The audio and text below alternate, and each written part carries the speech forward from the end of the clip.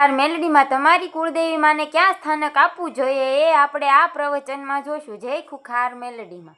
વસ્તીને ઘેર આવો ને તો ભલે હું મેલડી બધાના જગતના કામ કરતી, હું પ્રધાન માતા છું, પણ કુળદેવી કરતા મારું સ્થાનક હંમેશા નીચું જ હશે. કે મઢમાં કદાચ જે આયા હશે ને જેને જોયું હશે એને ખબર હશે તમારી મહાકાળી છે તો થોડું સ્થાન એના ઉપર આલો, અને પછી તમે સધીને પૂછતા હોય ને તો એના નીચે રાખવાની. રાજા પ્રધાન જોડે હરખા બેહીએ કે? પણ આ તો તમે તો જો બધાના મઢમાં જોવું છું ને આમ કરી તો એક જ મઠમાં ચામુંડા ને મહાકાળી ને હનુમાનજી ને શંકર ભગવાન, શનિદેવ, સાઈ બાબા, તમારી માતાને મઢમાં બેહવું હોય તો એને જેટલું ફાવે ને 25 જણા ધૂણવા વાળા બેહી જાય મને ખુખાર મેળવીને ધૂણતા ફાવે? હું તો બે દ્રોહાર બોલો તમે જાઓ. અહીં પ્રાર્થના કરે 25 હોય, 25 ભુવા ધૂણતા હોય, 25 માતાઓ ધૂણતી હોય અને પ્રાર્થના કરે તો કે માં સારું કરજે, તો પેલી કે તને કે છે, પેલી કે તને કે છે, પેલી કે તને કે છે. કોણ કરે? કોણ કરે? પણ તમારું મઢ છે, તમારું મંદિર છે, તો તમારી માં સિવાય બીજું કોઈ ના હોવું જોઈએ. એક મઢ હોય મોટો હોય તો તમારી માતાનું સ્થાનક વચ્ચે રાખો, જોડે મેલડી માતાને પૂછતા હોય તો એનાથી થોડું નીચું રાખો, તમે જોડે શિકોતરને પૂછતા હોય તો થોડું જોડે રાખો, પણ હંમેશા રાજા હોય ને રાજાની ગાદી હંમેશા ઊંચી. તમારા ઘરમાં કદાચ આવું કરતા હોય ને, અમુકના ઘેર મહાકાળી માતાનો ફોટો આટલો હોય ને મેરડી માતાનો આટલો મોટો. માતા ચારે એવું નહીં કે મારો મોટો ફોટો લાય, મને મોટું પદ હાલ, મારું નામ પેલા લે, મને લટ હાલ. પણ એ તમારું સમજવું, એ તમારું ધર્મ છે, તમારે સમજવાનું હોય ને. મહાકાળી કહે છે કે દીકરા તું આ મને તારો હક, તારી પેઢીનો જે મારો હક છે એ છીનવ્યો છે, એ હક આપી દે જા, હું તારી પર પ્રસન્ન થઈ જઈશ. ચારે મહાકાળી બોલશે? નહીં બોલે તો રિહાઈને બેઠીશ. મારા દીકરાને કોણ સદબુદ્ધિ આલે? એટલે તો મારા પારે સદબુદ્ધિ લેવા મોકલ્યા છે કે મારા દીકરાઓને કે મારા હક અધિકાર છીનવ્યા હોય ને તો મને પાછા આપી દે, તો કદાચ એની કુળદેવી હું કમ નહીં. કરશો આટલું? તમને ખબર છે કે અમારી બાબરી અમારી કુળની માતા ચામુંડ માતા છે, અને અમારા વડવાઓ ગોમ ટોળાની વેરાઈ માતા એ બાબરી આલે છે. તો તરત તમારે સમજી જવાનું કે અમારી કુળદેવીનો હક છીનવાયો છે. પણ આટલા વર્ષે, 20 વર્ષે તમને ખબર પડે, 50 વર્ષે ખબર પડે, તો આજે તે એનો ભૂલનું નારિયેળ વધેરી અને કોણની બૂટ ચાલીને કહેજો હવે પછીમાં જે તે કદાચ વારસદાર દીકરા આવશે ને, અને પહેલો ખોડાનો દીકરો જે હશે ને એની બાધામાં તારા પારે ઉતારીશું, અમારું વચન છે. તરત કુળદેવી કે હા દીકરો જાગ્યો, તરત આંખો મોટી થાય કે જો મારા દીકરાને સદબુદ્ધિ આવી. તરત તમને ખંચેરીને ખોરે લઈ લે.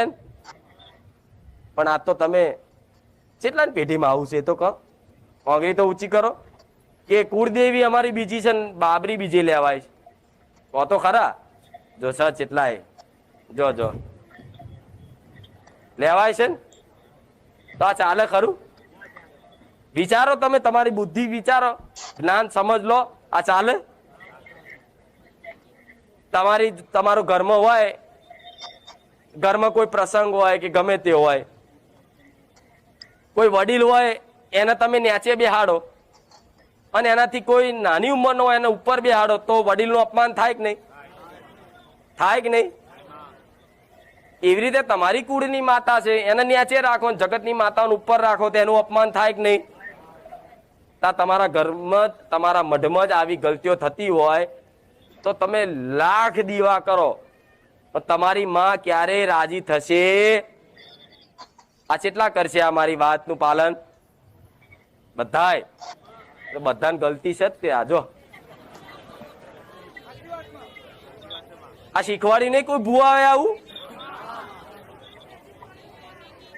અરે ગોડાઓ, અમુક ક્યાં માડી અમને ખબર પડે બધી તારા પ્રવચન જોઈએ, પણ માડી અમને કુળદેવી કઈ એ નહીં ખબર, કોને હાલવું? એનો ઉપાય બતાવું છું. પણ પેલા મારી વાત સમજી જાઓ. તમારા ઘેર કુળની માતા ધારો કે આશાપુરા છે, તો સમજી લો તમારા પેઢીમાં જે તે દીકરો આવે, જે તેને લટ લેવાની થાય, બાધા લેવાની થાય, તો હંમેશા ઘેર બેઠેલી આશાપુરાના પારે જ થાય. પછી આશાપુરા ઘેર બેઠી હોય અને કે લાવ આપણે કચ્છની આશાપુરાએ જઈને કરીએ, પણ કચ્છ વાળી નહીં, તમારા ઘેર બેઠીને એ અસલ તમારી કુળની માતા. અમુક ક્યાં ચામુંડ માતા ઘેર પૂજીએ છીએ, પણ અમે બાબરી ઉતારીએ છીએ ચોટીલા. તો ચોટીલા વાળી નહીં, તારા ઘેર બેઠી ને તારા વડવાઓનો દિવસ એ હાલ તો પહોંચશે. ચોટીલા જવાની જરૂર. ચોટીલા નિવેદ કરવા જાવ છો? એ તો નિવેદ કરવા જાવ, પલાઠી વારી બેહીન લાવો ધૂપ ધુમાડા કરીએ. પેલો બ્રાહ્મણ કે ઉભો થા બહેન, ના ના મારી માતા જઈને કહો જાવ, કહો જઈને ચોટીલામાં જઈને આગારો ભાઈ મારી માતા છે, મારા નિવેદ કરવાનું. પેલા 4 જણા બાઉન્સર બોલાવશે, આને ઉચકીને બહાર નાખી દો. કે જયારે તમારા ઘેર બેઠી હશે ને પલાઠી વાળી નિવેદ કરવાનું હશે ને, તો તમને કોઈ રોકશે નહીં કે આજ ભાઈ અહીંથી જતા રહો. ચમ કે તમારા ઘેર તમારી અસલ માં બેઠી છે. આ શું ખોટું? પાવાગઢ જાઓ અને કહો જાઓ ચુંદડી ઓઢારીશ, ઓઢારવા દેશે અંદર? ગમે ત્યાં ચોખ્ખા તૈયાર થઈને આવ્યા છે ને તો કે ભાઈ આગો રે અડવા નહીં કે છે ને, તો તમે કહો છો ક્યાં કહેતા હોય મહાકાળી મારી છે. પેલો બ્રાહ્મણ કે છે લઈ જાઓ હડો ભાઈ બહાર. આ બધું ઘેર કરવાનું. શું કે એ બ્રાહ્મણ શું કે, એના સેવકો શું કે, આ બધું અહીં નહીં કરવાનું ભાઈ, ઘેર કરવાનું. એ માતા એવું કે છે કે દીકરાઓ ઘેર કરો, એ જરૂર નહીં. પણ તમે તો આ મોટું મંદિર ને મોટું ધામ જોઈ કે ચામુંડા ચોટીલામાં જ બેઠી છે, બીજે ચોઈસ જ નહીં.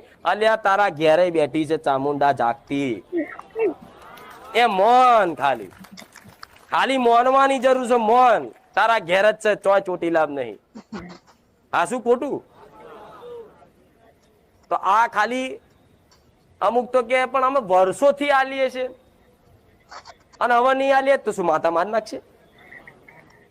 અમારા વડવાઓ વર્ષોથી પાવાગઢ લટ ઉતારે છે, પણ અમે ઘેર કરીશું. નાનું કોઈ વિઘન આવ્યું તો હું ખુખાર મેરડી બેઠી જો કોઈના ઘરમાં વિઘન આવવા દઉં.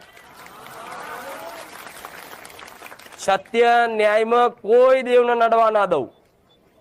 સાચું હશે ને એ ક્યારે કોઈ દેવ વિઘન નહીં નાખે, યાદ રાખજો. ગમે તેવી માતા કદાચ હક કરતી હશે ને તો એને કહી દઈશ તારો હક નહીં, જેનો હક છે એના લાવીશ. હક જો તમારી માનો હશે ને અને ગોમટોળાની માતા કદાચ એવું કહે છે કે આ હક મારો છે, તો ગોમટોળાની માતાને કહી દઈશ કે આ હક તારો નહીં, એની કુળની માતાનો છે ને એની કુળની માતાને જ હલાઈને રહીશ. લડવાનું થાય નહીં, પણ એક દાખલો આલું છું તમને. ચારે દેવ દેવ વિરોધ કરે નહીં, પણ દાખલો આલું છું. તો તમે આટલી બધી ગલતીઓ કરીને ઘેર જ આટલી ગલતીઓ કરી હોય પછી ભુવા જોડે જોડાવા જાઓ, ભુવાજી શું નડે છે? ભુવો કે જોઈ લે હેડો ભાઈ દોડ બોડ આવત, કોકે કરી નાખ્યું છે, મેરડી નડે છે, ઝોપડી નડે છે, પેલું નડે છે, પિયરનું છે, મોમાનું છે, કે ને એ નડતું હોય, હું માનું છું. હા નડતર થાય છે, પણ કોઈ ભુવો એવું કે છે કે ભાઈ તમારી મહાકાળી માતા યાત્રા છે, તો તમે પૂછો ભુવાજી ચઈ વાતે યાત્રા છે? તો ભુવો ક્યાં ખબર નહીં, હારું મને આટલી જ ખબર પડી, તમારી માં કક વાતે ભાઈ રીહીને બેઠી છે. પણ એથી પછી આગળ ભુવન દેખાય સમ ના દેખાય કે ભુવન જ્ઞાન જ ના હોય, ચોથી બોલે. અહીં તો મારા જેવી જ્ઞાની માતા જોઈએ. તારે આવું કે તારી મહાકાળી આ વાતે રીહીને બેઠી છે.